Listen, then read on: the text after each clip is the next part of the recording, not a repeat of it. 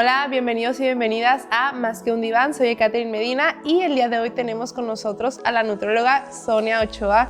Muchas gracias, Sonia, por estar aquí el día de hoy. No, pues un gusto, la verdad, compartir contigo este espacio. Okay.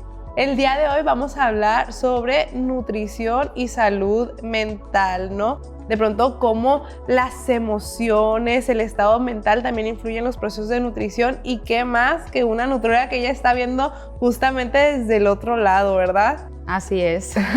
Bueno, a ver, platícame en tu experiencia que tú has tenido con tus pacientes, porque sé que ya tienes varios años trabajando, ¿cómo influye el estado emocional en una persona que va a iniciar o que se entra en este mundo de la nutrición y se quiere poner en un régimen alimenticio?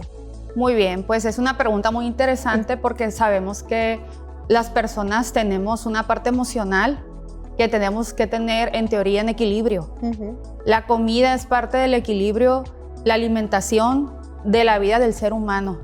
Entonces, si desde la parte emocional el paciente viene un poquito, por así decirlo, desequilibrado, pues va a tener diferentes conflictos para poder afrontar un plan alimenticio. Porque un plan alimenticio necesitas de organización diaria. Entonces, si la mente de un paciente de alguna manera tiene algo emocional que trabajar, pues la organización en su cerebro pues va a ser, ahora sí que va a batallar más.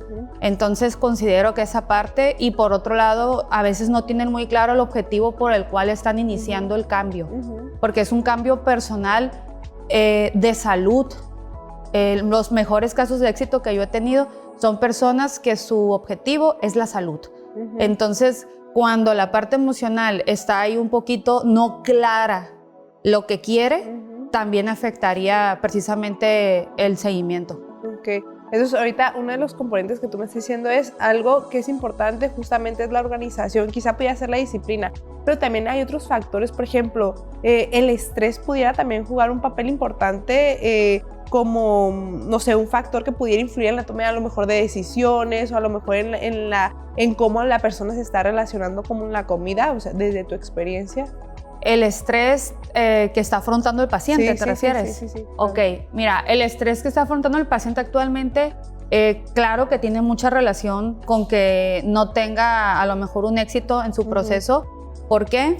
Porque obviamente puede incluir a que coma más, ¿sí? A que coma más, a que me dé una ansiedad, y esa ansiedad yo la traduzco en comer más. Entonces, a veces hay pacientes con atracones. Claro. Y los atracones yo le digo a los pacientes, es una pérdida del impulso y te tienes que acabar algo para llenar un vacío emocional. Entonces, claro que influye el estrés, o en otros pacientes me ha tocado que se levantan en la noche y en la madrugada. Entonces ellos siguen comiendo. Entonces, esta parte también es importante. Y por último, es menos usual, pero también pasa, son pacientes que no comen, que dejan de comer. Es que se me va el hambre. Y viene ahí relacionado a un padecimiento que se llama síndrome de intestino irritable, donde precisamente el estrés es el factor desencadenante. Tiene tres orígenes el síndrome de intestino irritable, pero uno de ellos sí es el estrés. Y pues traen ahí un poquito de diarrea o estreñimiento. Y a veces el paciente en consulta dice, es que tengo diarrea y estreñimiento.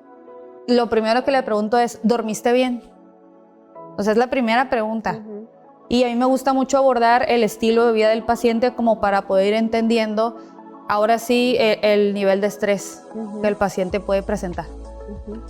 Ok, o sea, realmente lo que estás diciendo es que la salud mental de la persona al momento de entrar en un régimen alimenticio o entrar en un plan nutricional tiene que de alguna forma ser también trabajada para poder que esto pueda funcionar y se pueda integrar de forma adecuada. Justamente ahorita hablabas que la organización, que la disciplina, el estrés, la higiene del sueño, que tiene que ver mucho con los hábitos, pero también mucho tiene que ver la relación de la comida, o sea, cómo la persona se relaciona con la comida, ¿no? Que está representado también la comida para la persona, porque ahorita hablábamos de atracones, y hablábamos de pronto como esta ansiedad por comerse incluso algo dulce. O sea, también entonces es válido que se considere qué está representando para la persona el irse a comer un chocolatito, el irse a comer una nieve, el irse a comer un pastelito, justo porque si la persona de pronto no sabe lidiar con la relación que tiene con la comida, va a influir de forma directa con a lo mejor que en la estrategia nutricional que el profesional está proponiendo. Claro que sí. Sí, o sea, de hecho se tiene que ver la parte qué tanto el paciente necesita de un apoyo psicológico durante el proceso de nutrición, ¿no? Ahí es donde, pues tuve que estudiar un diplomado, de hecho, en psiconutrición, porque precisamente fue como la parte de, a ver, me faltan herramientas para poder afrontar un poquito mejor el abordaje de consulta nutricional. ¿Por qué? Porque esto es holístico, pues, o sea, esto es algo holístico. ¿Qué es algo holístico? La parte física, mental, espiritual. Entonces, definitivamente en un paciente se siente la energía de cuando probablemente necesita tener este apoyo psicológico y tienen muchos signos físicos. Y un signo es algo que yo puedo ver, algo que yo puedo ver en el paciente.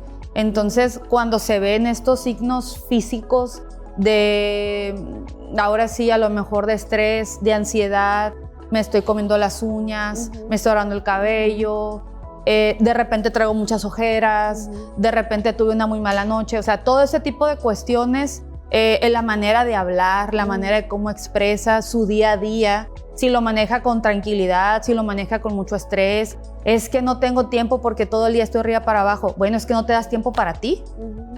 O sea, entonces son muchas cosas que el paciente de alguna manera sí le entro como de psicóloga. Porque tienes que hacerlo. Y yo siempre digo, ¿cómo dicen? Zapatero a sus zapatos. Zapatero a sus zapatos. Digo, no, cuando algo está fuera de mi poder, de mi control, le digo, no, ve con un psicólogo. Sí, necesitas. Pero en la medida en la que yo digo, bueno, yo puedo tratar de poder un poco encaminar esta parte, pues nos toca. Oye, qué interesante esto que dices, porque usualmente, pero la verdad, uno que ha pasado ahí por muchos procesos, uno piensa, voy a llegar con la nutrióloga y me va a decir que me toca mi ensaladita de atún con mi manzanita en la noche y que mi avenita y mi gelatina sin azúcar, ¿verdad?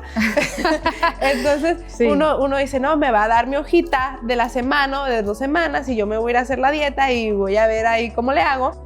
Pero justamente también los profesionales, o sea, de la nutrición como tú, ven cosas que no solamente estén, aquí está la receta que te voy a dar esta semana, sino también otras situaciones que tienen que ser abordadas, ¿no? Y tú dices, no, claro, o sea, yo estoy viendo una situación de estrés, de ansiedad, no sé, que algo ahí no me cuadra, yo hasta aquí puedo, yo hasta aquí me limito y te recomiendo que te acompañes de un proceso psicoterapéutico, un proceso psicológico para que esto pueda funcionar y pueda fluir de forma adecuada. Claro. Y eso es muy interesante. Justamente ahorita regresando a este corte vamos a seguir hablando de eso y con este tema que es la nutrición y la salud mental. Entonces ahorita regresamos.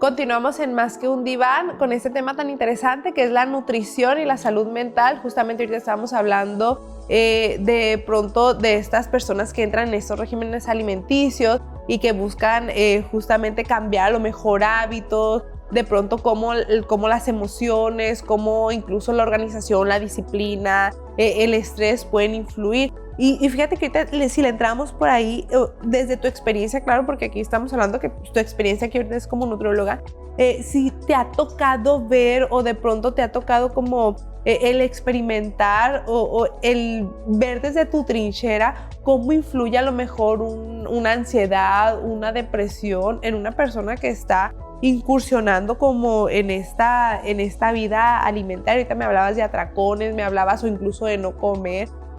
¿Cómo pueden influir en los procesos nutricionales a lo mejor una persona que ya viene con una ansiedad, con una depresión? Bueno, pues a mi experiencia, las personas muchas veces no saben que lo tienen. muchas veces no saben que tienen depresión, tienen ansiedad. A veces dicen, es que no tengo ganas de hacer nada. Bueno, puede ser esta parte de la depresión. Y bueno, quiero abonar un poquito, me toca mucho ver pacientes que se operan, que se hacen cirugías estéticas o bariátricas, y estos pacientes generalmente traen una expectativa de pérdida de peso o de cómo me voy a ver corporalmente. Y al no verme como quiero verme, me siento mal. Pero aquí el detalle es que antes de la cirugía ya te sentías mal, ¿no? Porque por algo te operaste. ¿Qué estaba pasando? O sea, ¿qué estaba sucediendo antes? Si realmente era salud, si realmente había que llegar al punto de una cirugía, o cuál fue el motivo. Entonces yo siempre digo que desde el abordaje médico, o sea, antes de llegar a esas partes, sí se tiene que ver qué es lo que está sucediendo. ¿Por qué? Porque luego pasa que llegan a consulta nutricional después de una cirugía y resulta que no me gustó cómo quedé. Entonces, ahí es donde también entra esa parte donde ves que el paciente todavía hay que trabajar, pues, esa fortaleza. Yo le diría como una fortaleza interna que debe tener el paciente. O en algunos casos también, es que hay diferentes tipos, ¿no? Contextos. Me toca también ver de repente amas de casas que dejan de ser ellas por darle importancia a su familia. Y atienden a todos y todos comen diferente, y ella debe de comer como come el esposo, de cena muy pesada, porque la mamá sí se lo hacía. Entonces de repente dice, enojada, es que debo ahora yo de hacerlo de esta manera y ya no me importa, yo voy a hacerlo así y no sé qué. Y yo, señora, cálmese. O sea, invite al marido para que vea en consulta que usted necesita hacer estos y estos cambios. Y eso es lo padre.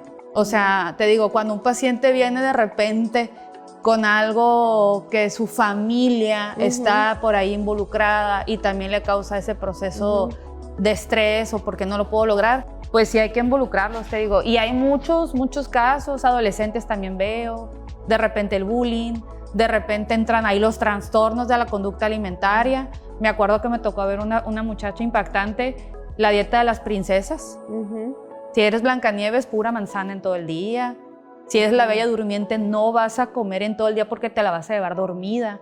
Entonces hay un montonal de casos, te digo, donde de repente ves ansiedad, tristeza, depresión, muchos factores, pues, que como te digo, se me sale de mis manos. Y trato yo de ver cómo equilibrar eso. No, fíjate que estoy sorprendida porque justamente o sea, ahorita que abordaste todo esto, o sea, y se me venían a la cabeza muchas cosas, y es muy interesante justamente porque mira, pasamos de los pacientes a lo mejor bariátricos o con cirugías estéticas, y eso tú lo mencionaste hace ratito, ¿no? La importancia de saber el objetivo, o sea, cuál es mi objetivo, porque si mi expectativa es, me voy a hacer esto para verme así, o sea, esto no va a funcionar. Porque el objetivo justamente ahí no está claro. Y se los digo, ¿eh? Sí. No, y de hecho, ahorita que lo mencionas, acaba de señalar que en muchas ocasiones o el protocolo adecuado sería que para hacer una cirugía bariátrica se vaya a un proceso psicológico. Sin embargo, hay mucha gente que se lo salta porque dice, no, yo sé que yo me quiero ver así y no van. Pero el protocolo adecuado para una cirugía bariátrica es acompañarse de un proceso nutricional y acompañarse de un proceso psicológico para poder justamente adecuarse con esas situaciones de hábitos, de comportamientos, de conductas, ok, entonces la expectativa es esto, si va a ser por salud es asá. Todo justo es un acompañamiento, ¿no? Entonces es muy importante si tú, espectador, estás pensando en algún momento hacerte una cirugía, tanto estética como bariátrica, puedas considerar acompañarte tanto de nutriólogo como de psicólogo, porque eso va a hacer que tu proceso lo vivas completamente diferente, ¿no? Que a lo mejor ya lo hablaremos en otra ocasión porque tenemos experiencia con este tema, ¿no? Sí. Pero ahorita, cuando hablabas ahorita incluso de los trastornos de la conducta alimentaria, y de pronto porque a ti como nutrióloga te toca verlos desde otra perspectiva, porque llega a pasar a mí como psicóloga que de pronto uno se entera de cosas, es como, estoy yendo con el nutriólogo y me dejo esto, pero no estoy comiendo porque va a ser más efectivo sino cómo. Entonces me voy a ahorrar unos pasos. ¿Para qué vas al nutriólogo si no le vas a hacer caso tampoco al nutriólogo, no? Y justamente es ahí donde podemos ver estos trastornos de la conducta alimentaria y justamente como la sobreinformación que realmente los pone en riesgo, sobre todo a los adolescentes y sobre todo a las mujeres, ¿no? Como esa dieta de las princesas, la verdad yo nunca lo había escuchado, ahorita que lo escucho estoy sorprendida porque me hace sentido, que quizá no tardo en escucharlo por ahí en alguna consulta, pero estoy sorprendida. No lo hagan. Sí, claro, no lo hagan, no. Por eso hablamos que son conductas de riesgo, porque muchas personas, sobre todo adolescentes, repito, sobre todo adolescentes y mujeres, no logran como conectar con el riesgo que puede tener pues este tipo de dietas, que no son dietas, este tipo más bien de restricciones, y hay que acordarse que esta situación de restringirse continuamente cae dentro de los trastornos de la conducta alimentaria, ¿no? O sea, la restricción es un criterio para un trastorno de la conducta alimentaria, ¿no? Y, ay, no, qué impactante, qué barbaridad, qué impactante, ¿no? Fíjate, vamos a ir a un corte, pero vamos a continuar con este tema que es muy importante, y justamente cómo desde la parte de la nutrición y cómo desde la parte de la psicología se puede hacer un muy buen trabajo realmente si las personas están buscando hacer un cambio en sus hábitos. Entonces ahorita regresamos.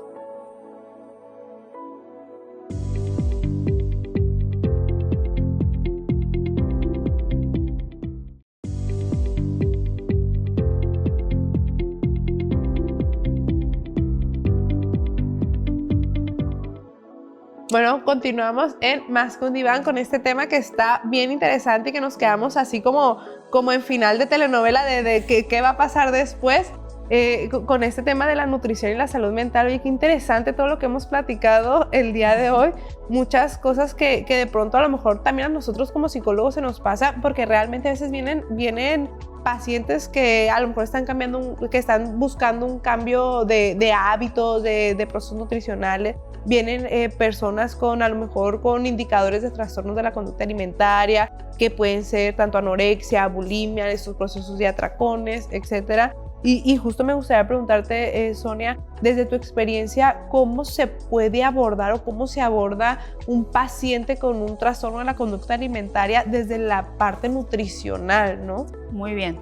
Pues primero que nada es basarnos en un librito que nos habla de si tienes tantas características, entras en un trastorno. Ajá, claro. ¿Ok? Eso es lo primero. Ver este libro donde ya viene precisamente cuáles son las características y si el paciente tiene frecuencia de lo que vamos a hablar como vómito, como atracón, como laxarse, o sea, 3 veces por semana, más o menos ese es el criterio. En adelante entra ahí un puntito. Conteo de calorías. Ay, sí. Entra otro Horrible. puntito. Obsesión por cómo está la preparación de los alimentos. Entra otro puntito. El otro, me restrinjo completamente y me castigo cuando me excedo con la comida. No voy a comer al día siguiente. Lo hice muy mal. Bueno, todos esos factores van a ir juntándose para decir, y yo se los digo en su carita, estás empezando un trastorno de la conducta alimentaria, ve con un especialista. No es lo primero. ¿Cómo le puedo hacer yo desde mi área nutricional clínica? Estudios de sangre. O sea, el paciente necesita ver la realidad y de alguna manera la realidad son los números. Entonces necesita ver una biometría hemática para ver cómo está su hemoglobina, cómo está su hematocrito, que la célula roja del cuerpo, si el volumen, la densidad, o sea, cómo está esa célula roja, está captando alimento o no está captando, cómo está tu intestino delgado, le hago un montón de preguntas y se le solicita estudios. Una vez de que el paciente ya ve desde el área, ahora sí, médica, nutricional y demás, ay no, pues estoy muy mal. O sea, yo me acuerdo de una pacientita que se desmayaba, una le daba ataques de gastritis a los 15 años, y me hablaba a mí, le decía, es que yo no soy médico, yo me acuerdo que le decía, o sea, ya traes un problema gástrico, ve con un gastro. O sea, entonces yo más o menos le trataba de decir qué comer, pero llega un punto, te digo, en el que como nutrióloga te quedas nada más en que identificas y de mi lado pues es ver cómo puedo ir dando la parte de la comida de manera no agresiva para él. Porque un paciente que tiene un inicio del trastorno de la conducta alimentaria, la manera de abordarlo es como si fuera un paciente bariátrico. De a poquito, de a poquito, de a poquito le voy a dar. No, pues ¿cómo voy a hacer esta dieta si me quiere engordar? Pues no, ¿verdad? Y ahí es explicarle un montón de que sí, que no y cómo. Entonces todo eso es una consulta nutricional, pues, ¿sale? Okay. Entonces, fíjate, ahorita que dices eso, entonces, ¿cómo podríamos promover un enfoque integral entre nutrición, psicólogo, incluso algún otro enfoque, ya sea gastro, ya sea otro tipo de médico? O sea, ¿cómo se puede promover esto? O sea, ¿qué se recomienda? Pues yo pienso que debe de ser siempre, en general, la cultura mexicana, quiero decirlo así, debería de ser un enfoque integral todo el tiempo. Todo el tiempo debería ser un enfoque integral. Hay países más desarrollados que lo hacen así. Y nosotros debemos de aprender de esos países para poder encaminar el servicio de salud a ese nivel. O sea, necesitamos que el paciente entienda que si a veces no me curo de la rodilla es porque no he bajado de peso, pero no he bajado de peso porque tengo un problema emocional que resolver. ¿Sí me entiendes? Entonces, todo ese proceso que va de la mano es que estoy tomando tanto medicamento para el dolor porque la rodilla me sigue doliendo. Ahora me dan antidepresivos. No, pues vamos de mal en peor. O sea, llegan ya como con un montón de medicamentos y yo trato desde mi trinchera darle suplementación natural que vaya bajando esos niveles y dejarle claro que el tratamiento es integral. Entonces yo creo en el caso de la rodilla, ¿no? Cualquier enfermedad tuviera que ser abordada de manera integral y pienso que eso sería la solución a muchos ahorros en salud, en medicamentos, en cirugías, en todos los presupuestos que se dan del gobierno para poder sustentar a toda la población enferma. Prevención. Siempre, siempre lo más importante va a ser invertir en la prevención, que es la atención primaria. La atención secundaria y terciaria son más caras todo el tiempo. Más caras, más problemas y más problemas emocionales para toda la familia. Entonces sería invertir en la prevención primaria. Okay. O sea, y sobre todo en educar. En educar ¿sí? Completamente educar. Pero hay algo, ya antes de finalizar, que me gustaría a mí compartirles desde la parte psicológica, ¿no? Desde lo que yo sé que es la psicología, ¿no? Cuando vamos a hacer un cambio, un movimiento, un proceso, queremos inculcarnos nuevos hábitos, es importante atender la parte psicológica y la parte emocional, porque podemos ir con un nutriólogo y nos van a ayudar, y por supuesto que nos van a ayudar, pero si yo no estoy emocionalmente, no sé, equilibrada, sana, algo va a pasar, sobre todo hablando ya a lo mejor como adulta responsable que soy yo de mí misma. Pero cuando hablamos de adolescentes o menores de edad, que son los que incurren mucho en estas prácticas de riesgo, que en lugar de ayudarles les deteriora completamente la salud, es muy importante papás que estén echen ojo. Hay muchas cosas que los papás se pasan desapercibidos. De pronto hay muchas situaciones en las redes sociales, en los blogs, en TikTok, que desinforman y llevan a los adolescentes a conductas de riesgo que pueden ser lascivas para ellos, ¿no? Entonces, papás, el ojo de ustedes es el principal ojo que nos va a ayudar a nosotros, tanto como psicólogos, a lo mejor como nutriólogos también, a que los procesos de estos adolescentes, de estos niños, puedan funcionar mejor. Muy bien. ¿Hay alguna recomendación que tú quisieras dar desde tu trinchera, Sonia? Pues desde mi trinchera en general, si algún adolescente, algún papá detecta, como comentas, algún problema o inicio de algún trastorno de la conducta alimentaria, conteo de calorías, o sea, todos los que mencioné anteriormente, si no repitan esta transmisión varias veces, vayan con un especialista para que los esté asesorando. No es algo sano, no es algo que debe de ser así, y hay que entenderlo desde el proceso psicológico, cómo debe de ser, y pues eso sería parte de lo que pudiera aportar de ese tema. Okay. Entonces, muchas gracias el día de hoy por acompañarnos aquí con este tema tan interesante, la nutrición y la salud mental. Recordar que todos estos cambios, todos esos procesos a los que nos queremos incluir, lo ideal es que sean procesos integrales, siempre compartidos. Si quiero hacerme a lo mejor una modificación, quiero hacerme una cirugía, quiero hacerme, no sé, cambiar mi estilo de vida, cambiar mis hábitos, acudir con un profesional de la nutrición que me va a acompañar y que va a ver mi caso, va a ver mi cuerpo, va a ver mis estudios, va a ver mi historial, lo que me gusta, lo que no me gusta, y voy a ir de la mano, y al mismo tiempo con un profesional de la psicología que me va a acompañar tanto en mis experiencias, en mi sentir, en mi comportamiento, en mis conductas. Acuérdense que todos estos cambios sí pueden ser posibles, pero siempre acompañados de profesionales. Entonces, muchas gracias, Sonia, muchas gracias a todos por vernos el día de hoy. De nada. Por último, quisiera decir que nada es más caro que no invertir en tu salud. Hoy. Entonces, nada es más caro que no invertir en tu salud. Muchas gracias, Sonia, muchas gracias. Nos vemos en un próximo episodio.